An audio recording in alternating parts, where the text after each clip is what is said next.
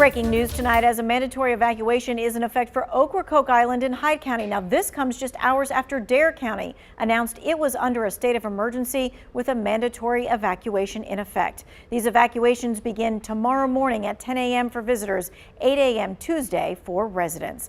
All of the evacuations come as Hurricane Erin, now a Category 3 storm, is expected to impact our North Carolina coast. Thanks for joining us tonight. I'm Tanya Rivera. Tonight, our weather team is tackling Erin's track closely. Meteorologist Claire Fry is looking at the biggest threat to our coastal areas. That's right, Tanya. You know, just in the 11 o'clock update, we found that Erin has now re-intensified into a Category 4 hurricane. It's located just northwest of Turks.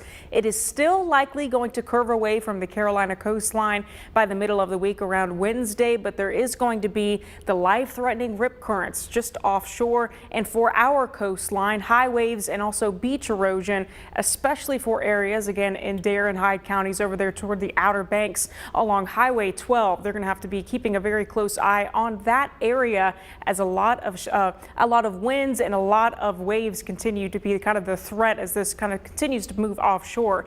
This is the latest on Hurricane Erin. Winds are now sustained at Category 4 strength at around 130 miles per hour. It's just toward the northeast of the Grand Turk Island. It's moving northwest at around 10 to 15 miles per hour. And this is the latest track that was released just minutes ago. It is still going to maintain that Category 3 strength through at least Tuesday. Going to be bringing dangerous surf and also rip currents continued for the U.S. East Coast through around Wednesday. Again, not any direct impacts. I'm not expecting this to move into or make landfall in the United States, but it is going to make some noise for our coastal areas. Super Ensemble, each one of these lines represents a different model outputs a kind of estimate on where they think the storm is going to go. And you can see every single one of these lines is offshore and away from our area. So there is good news with that, but there is going to be, of course, the dangerous rip currents and the wave heights too. This is an estimate into the day on Wednesday and Thursday. By high tide,